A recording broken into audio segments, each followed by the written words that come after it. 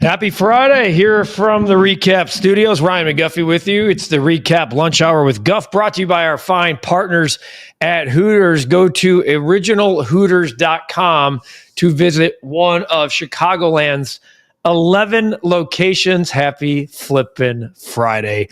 We got here. The weather's been brutal. There's been some crazy sports news. It's sunny. And we're hopefully, I'm sick of talking about the weather too. But you have to talk about when you talk about these baseball teams. I think it's an excuse, kind of an excuse in life, but let's go. Let's get some sun. Let's ride it into the weekend and go from there. All right. As always, topics galore. We have baseball teams. We have Justin Steele. I want to talk about this real quick with Jesse Rogers, teammate at Caps over at ESPN 1000. And this is the stuff that gets me concerned from the start. I thought a short stint on the IL never sat well with me. It never felt great. And I retweeted it earlier. Let me see here. I'll pull it up because the Cubs had the imaging done on Justin Steele earlier this week. Jesse said on ESPN 1000 today, his sense is that after the Justin Steele imaging, the news today might not be good. He wasn't reporting anything for sure, but doesn't have a feeling that it'll be a minimum stay on the IL, which begs the question, how do the Cubs replace arguably their best starter, certainly the second best starter, if you're going to call Shota Imanaga their best? And that's part of the discussion we've had. Not just here on the show, but even leading into the season, do the Cubs have enough? My guy, Breck Bear, happy Friday, my brother. Let's talk. I got to get out to Colorado. It's time. It's been overdue. I was thinking about it overnight. Got to get done. Swayze, what's up, my man? Good to see you. Appreciate you coming in on the Bulls Recap live podcast that we had. Lip, happy Friday, brother. Typical Steel always hurts, says Mike. Here we go. We're going to call him aluminum steel again. 78 starts the last 3 years. That's all I'll say. I know that's not 30 starts a year. It's 26. It's 24, 30, 24 is what he had. And, you know, whatever you want to call it, typical Steel, whatever, the Cubs need to figure out how to move forward without him. It sounds like for a while. Swayze, for precautionary measures, he should be put on for at least a month. I want him right. And I think everyone wants him right. I think there's no doubt. Why not shelve him now in April in case try to force the issue? And now you're paying for it in August and September. Time to call the Marlins now, says the real Phil Sims. I just don't see. We lose your. There it is. I just don't see. And I'm going to pull it up real quick. The Marlins right now. First, no one's trading pitchers right now. No team in baseball is trading a pitcher. Everyone needs. The Miami Marlins are 6-6. You think they're making a trade right now? I don't see it. Okay, I'm pulling up our guy. Oh, that's not. We don't want team. We want the player pitching. Sandy Alcantara, 1-0 with a 372, kind of looking like his old self. They have another guy, Max Meyer, in 3 starts, has 19 strikeouts in 18 innings.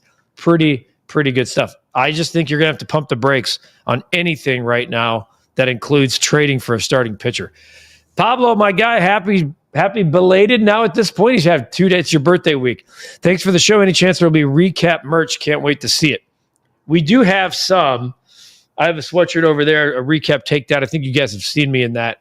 We need to get the merch going again. Certainly we want to get the recap lunch hour crew. That'd be great to have some recap merch for the show.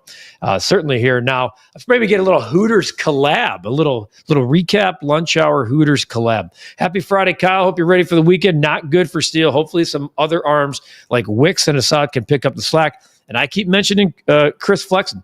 Assad right now has not thrown a pitch in AAA. So he's also on the mend. What's going on, Becky? Steele's going to miss the season. Tommy John coming. Watch Mike coming in with the negative thought of the day. But I'm not going to – you never like to hear elbow discomfort, tendonitis, soreness, etc. You never like that. Clyde, of course you're at work. Saw the footage of Chase Meidroth being called up. Any overlapping transactions for our White Sox? That was awesome. Here are the transactions for the White Sox. Here's the up to the second minute three roster moves. Transactions, my goodness. Chase Meidroth is coming up. Greg Jones is optioned to Charlotte. He is an outfielder. And Justin Anderson, who's been pitching out of the bullpen in Charlotte, has been designated for assignment. The White Sox had scored 3 runs in 3 games against Cleveland. Brian Anderson and I did a podcast after the sweep yesterday. They've lost 8 in a row. They went 0-6 on the road trip. We talked about, is this offense actually worse than last year? It's up on the channel or wherever you download podcasts on audio form. It was before the news of Chase Meidroth. It still resonates, though. Chase Meidroth, I'm excited that there's actually a player that fans can latch onto now and see that guy that's going to be here a while and play a position every day. And he should be. I hope they give him the leadoff spot. I don't think that that's too big for a guy in his first game to be the leadoff hitter for this Chicago White Sox team that scored 35 flipping runs in 12 games. So he's one guy. He's not going to fix all of the problems, but he certainly is something that the White Sox should do because they have some guys hitting with an OPS under 500, and it doesn't make sense. Happy Friday, Steven. Cubs should be looking for other starting pitching. I think that they're going to play from within for now, guys. They have Assad. They have Wicks. They have Flexen. That's a luxury to have 3 guys who have won and pitched at the major league level before. Terry, that $25 million the Cubs trimmed off the payroll could have netted a nice starting pitcher in the offseason. I expected to hear this today. I expected people to be pissed that here we are learning. We don't even know the news yet on Justin Steele. This is speculative, but Jesse clearly had some waiver report that to know that the imaging isn't great. Dustin, good afternoon to you. Good morning maybe to you. Watching you from the boardwalk in Myrtle Beach while we await the Pelicans and Mudcats tonight.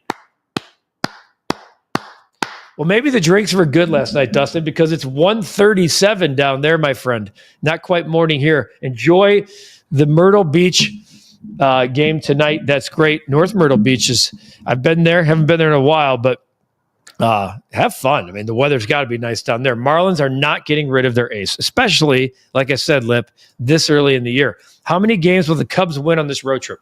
I'm going to say they go 3-3. I'm saying the Cubs, I'll say they win 2 out of 3 in one of them, and they lose 2 out of 3 in the other.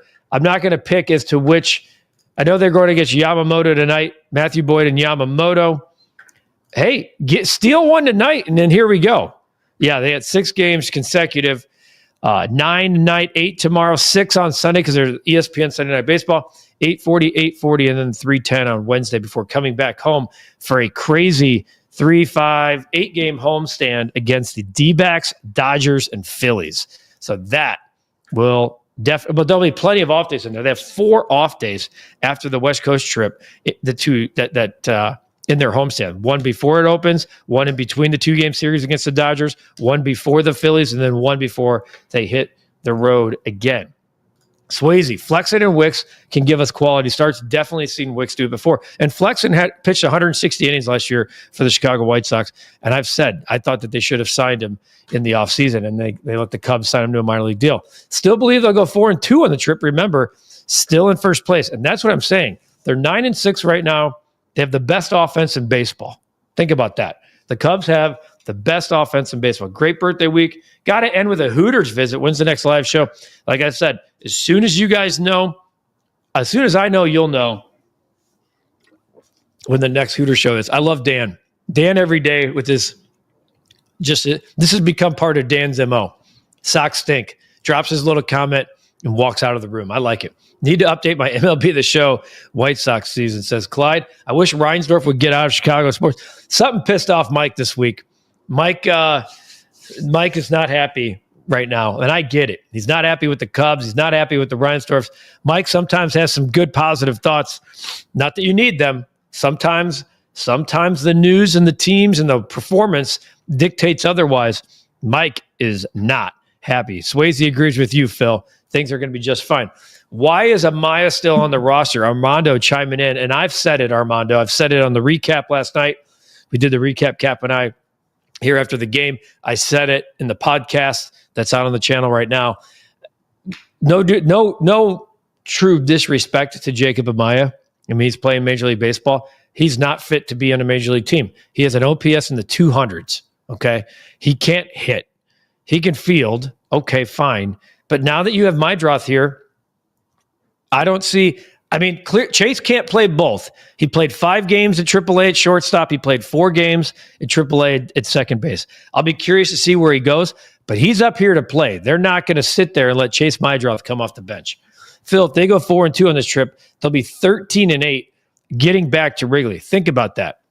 13-8 getting back to Wrigley with 8 games in hand. Even if they were to go 3-5, if they come back at 13-8 and they go 3-5 during the homestand, they're 16-13 heading in to that Pirates series at the end of the month. That's what I was talking about. Get through this month, and then things, and even the Steele injury, does it come at an ideal time? It never does. I always think April injuries are way better and way different than August injuries. Let's just see what the news is later. Obviously, with the Cubs being out the West Coast, that news won't come out until late afternoon for sure. We get the Masters cut day at the Masters, always good. Some crazy scores, and the big boys are doing it. I mean, Justin Rose is having himself a tournament. Bryson DeChambeau is 4 under today, 7 under for the tournament. Sungjae Im is 5 under today, 6 under. Corey Connors, who I had the lead round 1, ended up finishing second yesterday.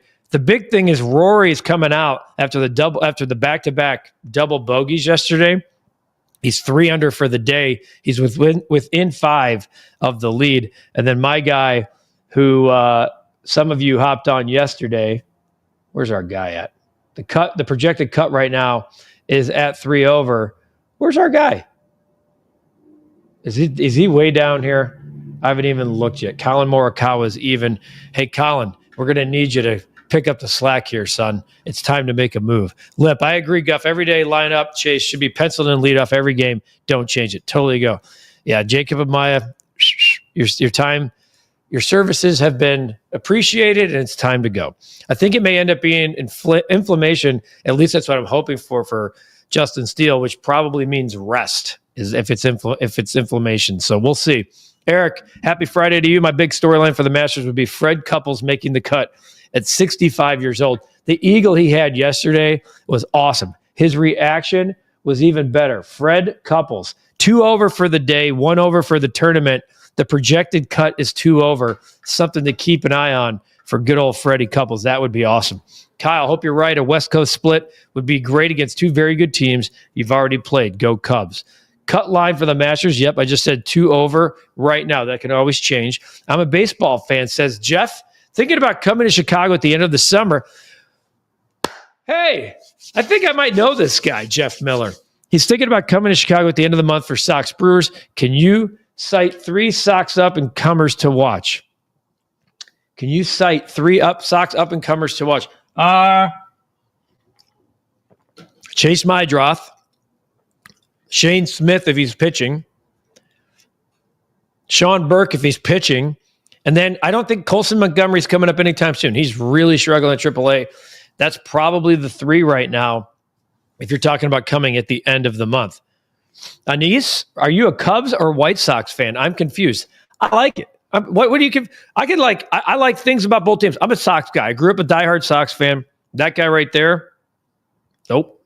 Over there. That guy over there was my favorite player. Loved him. Good friend of mine now, Frank Thomas.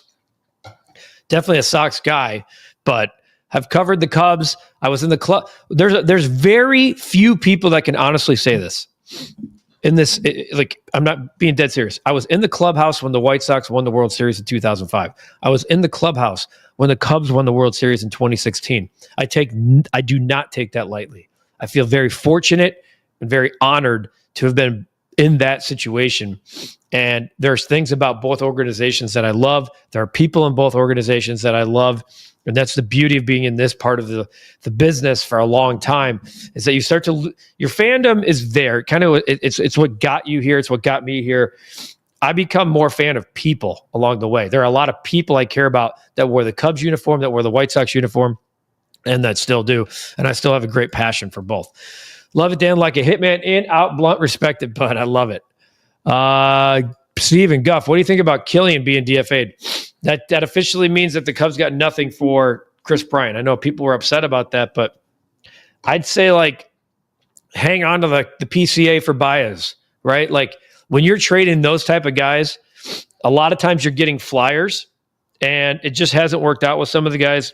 Caleb Killian, they wouldn't DFA him if they didn't think he had some kind of value for their team. Those bats will have to carry a little bit of the load until Steele comes back. I think they will. The Cubs, one thing that you have to be very impressed with, the offense has been there day in and day out.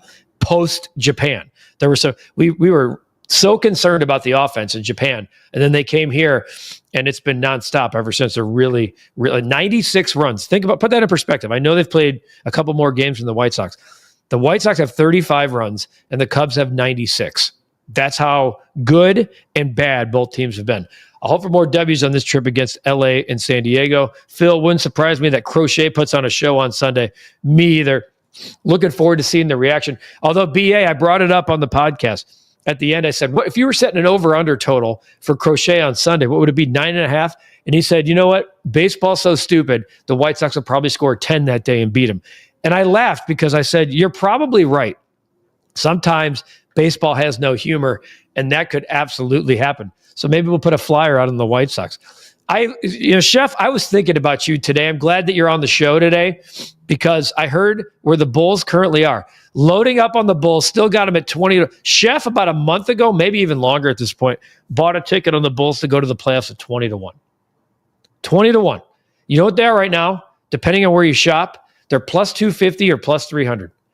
They're down to 2.5-1 to make the playoffs. And Chef Paul has got himself a big time ticket. So I'm actually rooting for this to happen. I can't wait to see if it does. Last one here before we hit our Hooters reader. Dustin, one name to keep an eye on as a potential fill-in for Steele is Connor Nolan. He has been pitching very well. Iowa Cubs #1.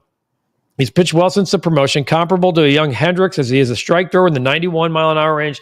Uses plenty of off-speed stuff, very underrated arm. Good looking out, Dustin. Really appreciate the nugget. And you're right. I was looking at him yesterday. Hooters. Somebody mentioned, I think Pablo mentioned that he needs to get to Hooters because it's the end of the week. Well, it's spring break at Hooters, which is great because we need a little pick-me-up with the weather. And they have the $6 cocktails all day, every day. We've been talking about it forever. But it's raining Ritas at Hooters this month because it's the drink of the month.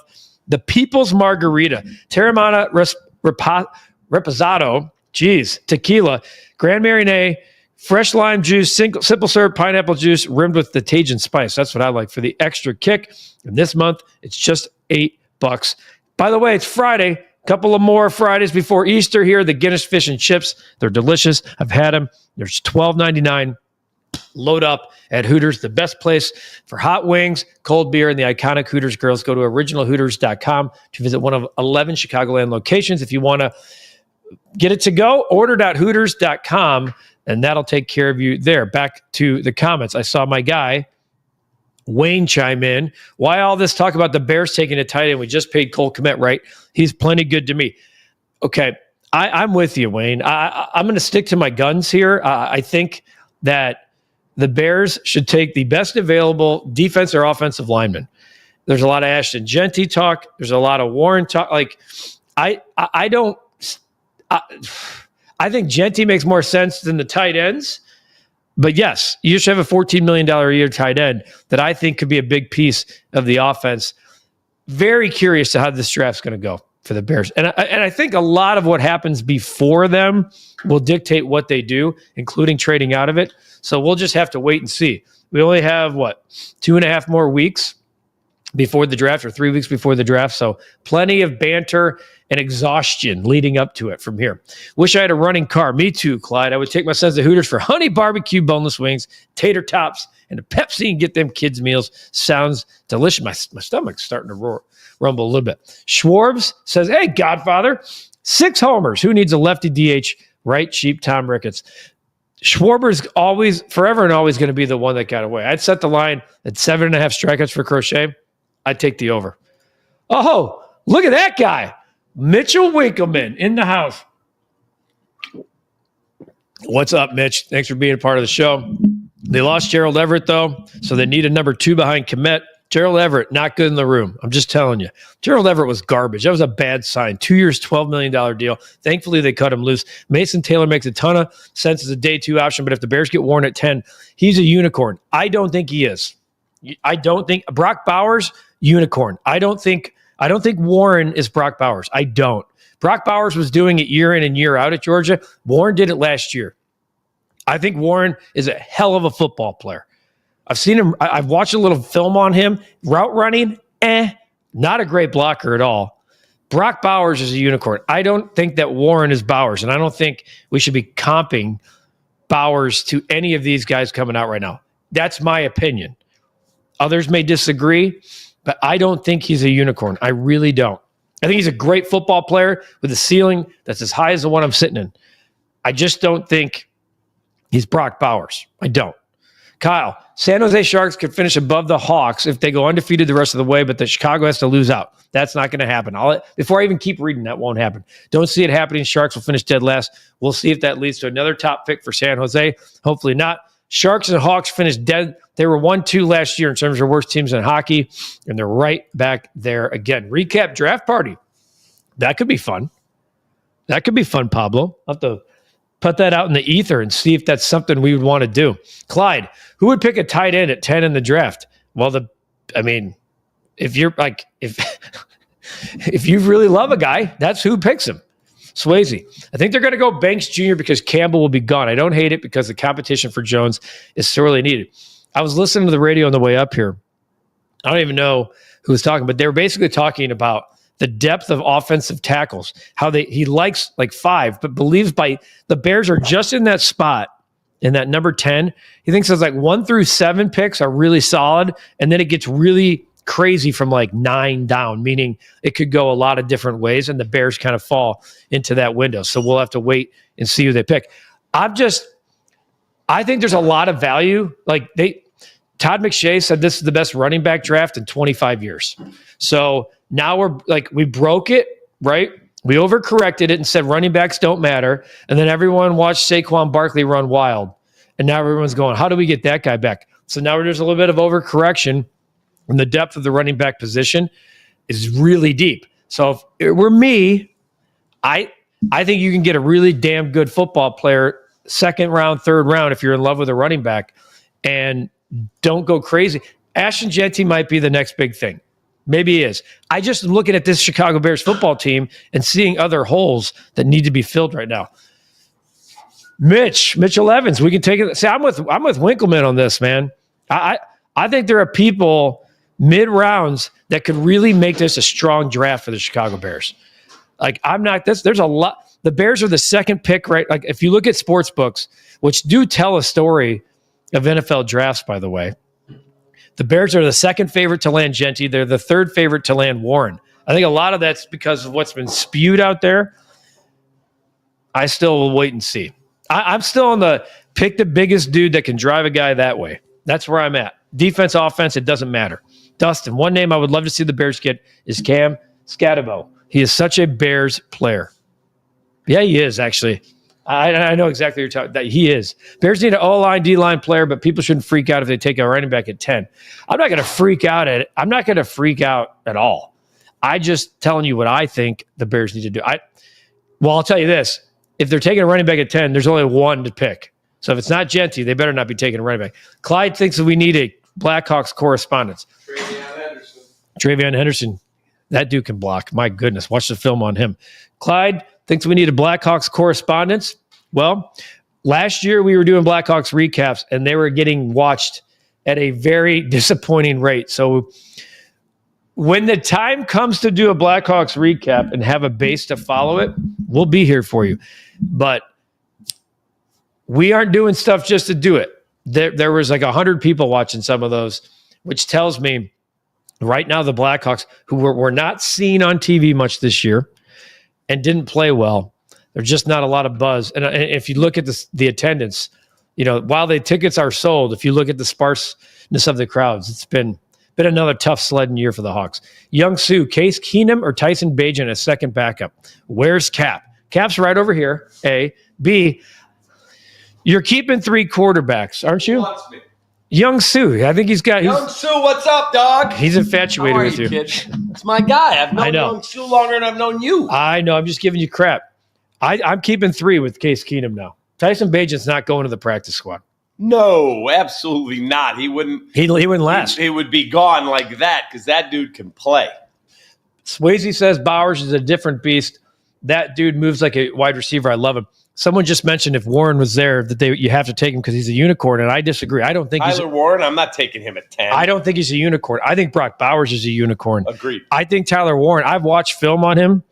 He's an okay route runner. He's a guy you get the ball to immediately to let him run in space because he's so physical. Not a great blocker. Not a great run blocker at all. And if you go back and look at how Bowers was used over his college career versus Warren, there was a coaching thing.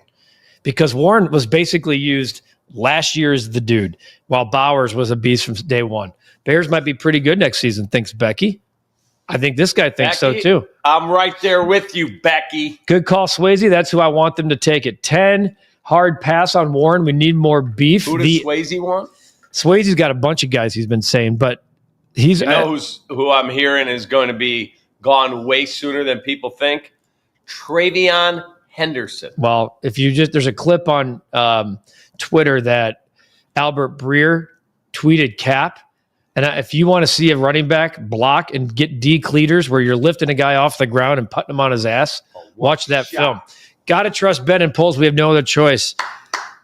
Scattaboo in the third. Hammerhead football. I'm with you, Lip Ripper. Let's be physical and drive. I've been saying it for months. I want dudes that are big, fast, and physical that drive people that way. And I don't care what side of the ball it is. I don't care if it's... watch film of when I played. Oh, Jesus. Cap, his best play ever, he lined up on the wrong side. So... Yeah, went for 65 yards. Slack is our Blackhawks guy. There's no doubt about that, Pablo. Good looking out. Latest mock draft I saw has the Bears taken Quinshon Jenkins in the second round. That would be solid. Mitch Winkleman also says hello. Mitch Winkleman on the show today. Nice to see. Ricky, what's up, kid? Nice to see Rory back. Judkins, by the way. Wow, gold jacket, green jacket. Nice to see Rory bounce back over that back nine yesterday. Yeah, he's 3 under. Actually, let me take a look. Did he get the 4 under? Rory's at 5, and he's putting to go to 6. Under for the day? Oh, he is. State Eagle. He's 5 under. Holy hell. Yeah, Rory's going. He's coming strong. He's now tied for 4th in the tournament. So let's go, Rory. Yeah, Rory. Hopefully he doesn't get that tight ass at the end of the day there. I've been listening to Cap since he had hair, says Chef Paul. Chef Paul, let me tell you something about Chef Paul. About 6 weeks ago, he went on a flyer and said, you know what I'm doing? I like what the Bulls are doing. He bet the Bulls to make the playoffs at 20-1. You know what they are now? 2.5-1. So I'm rooting for you, Chef Paul, to see what we got here. Clyde says, you are White Sox. Cap is Cubs. Collie is Bulls. Correspondence for Bears. Dude, Clyde, we do so much Bears content on this channel. We don't need to hire. Cap and I are the guy. Cap does every recap. What are you talking about? We need correspondence. We got people. Trust me. We got people all over. And we got our show. We got Waddle and Olin Kreutz on Tuesday nights. Come on, man. Cap looks like the head football coach at University of Texas, says Pablo Sarkisian. You think he looks like Steve Sarkisian? Should the Hawks go after Kaprizov or Marner to fill out their top line? What do you guys think about that? I'm going to turn that one over to Kyle, who's our resident Hawks guy. Definitely 2 of the baddest dudes in the business. Appreciate you and Cap. Capman used to move like Lamar Jackson, says Scrolls. Ask Cap when we're meeting at Malnati's. Hot take. Will Howard will be the first quarterback drafted. Sanders is overrated. First quarterback drafted? Cam Ward's going number 1, you maniac. I literally am like, Will. Yeah, what about Cam Ward? You think Will Howard's going to be the first? Cap's watching the Masters on the lunch hour. Awesome sauce. We got it on right there. Guff, you are the man and the master plan. Cap and Guff are president and vice president. Cubs lead the majors in run differential. Up there in stolen bases. This is winning brand of baseball. Let's get to our bet of the day. Look, I was really torn yesterday between Bregman RBI or Bregman total bases, and I went with the history over Chris Bassett, and he ended up having a hit and an RBI. He just didn't get the two. He didn't have a double. Didn't have an extra base hit. We take the L. So here's the thing about the Bulls tonight. This is how bad the Wizards are. And I almost went with I also like the Lakers a lot tonight, laying 9.5 against the Rockets, who are banged up and playing for nothing. And if you look at the Wild Wild West, like there are teams that right now are the 4 seed that could be in the playing game next week. That's how crazy the West is as the season comes to an end. I like the Lakers. The Bulls are 16.5 point favorites tonight. 16.5. The Wizards are basically telling you, not only are we not trying, we quit a long time ago. I think the Bulls are, I almost, this is going to be crazy. I almost had Patrick Williams as my bet of the day, 8.5 points. I think the Bulls backups are going to see some action tonight. Now, Modest is not a backup, but I think Modest is going to have a good game tonight. And I get the low point total of 13.5 against a really bad team, the worst in the NBA. I'm going Modest over 13.5 tonight. Try to get a win to take us into the weekend and see if we can't bet golf Saturday and Sunday with the juice that we pick up tonight. I said it was a hot, but the teams that need a quarterback are not smart football teams and might overthink it, like Atlanta last year. Well, maybe Kirk Cousins isn't that good. Maybe Atlanta messed up by signing him to that deal. So depends on the coach, though. That would be my pick, says Kyle. So we're going Modest. It's 13.5 points. 13.5 points. I'm going to ride this. I do like the Lakers. I do like the Lakers. I'll tell you what, the White Sox have another uphill battle all weekend playing a Red Sox team that is way better. But enjoy the Chase Meidroth experience because there's at least a player White Sox fans can hang their hat on now. Appreciate you and Cap Guff. I don't always agree with you guys, but you care about Chicago sports, and that means a lot. Terry, appreciate the comment. I don't always agree with Cap. Cap doesn't always agree with me, but it doesn't mean your opinion doesn't matter. Okay? You guys don't have to think like us all the time. We're here to bring you the content when it happens, where it happens. We'll have it for you always. We'll have it for you all weekend. How boring would it be if we agreed? Yeah, what if we all agreed all the time? That's not fun. That's not fun at all. So, all right, we have the lunch hour wrapping up. We have the recap rush hour later. We have a White Sox recap tonight. We have a Bulls recap tonight. We have a Cubs recap late night. That is a lot of content. And if you missed the Bulls recap podcast with Joe Colley, really good stuff there. It was a live podcast, a lot of questions coming in. That's on the channel. The newest White Sox podcast is out with me and BA asking, is the White Sox offense actually worse this year than it was a year ago? And a lot of people would argue it is, and that sucks. But at least there are people like Chase Meidroth, etc., coming. So we'll see. Have a great weekend, everyone. Take care of yourselves. Take care of each other. The weather's supposed to start to turn the corner. Hopefully we can stop talking about the crappy weather, and we'll figure it out. But have a great weekend. Take care of yourselves. Take care of each other. For everybody at the recap, for Cap over there, we're over here watching the Masters. Enjoy it. Maybe go hit some balls this weekend. Get that Masters itch. I drove by a course yesterday and was like, 9 sounds good right about now. This has been the Recap Lunch Hour with me, Ryan McGuffey. The Recap Lunch Hour with Guff. We do it every day, Monday through Friday at 12:30, and it's brought to you by our fine partners at Hooters. Go to originalhooters.com to visit one of 11 Chicagoland locations and pick up some of those specials. It is the weekend, $6 cocktails all day long.